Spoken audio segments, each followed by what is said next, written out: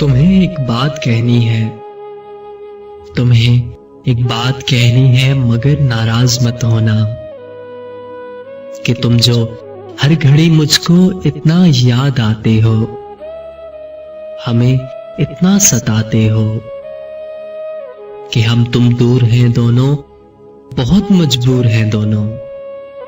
ना इतना याद आओ तुम, ना यूं इतना सताओ तुम कि इतना याद आकर तुम हमें पागल बनाकर तुम।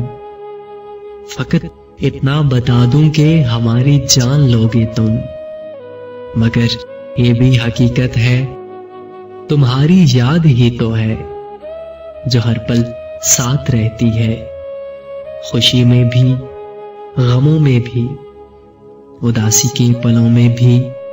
तुम्हारी याद ही तो है जो हर पल ये बताती है, जो हर पल ये बताती है, मुझे एहसास दिलाती है कि हम तुम बिन अधूरे हैं, कि हम तुम बिन अधूरे हैं।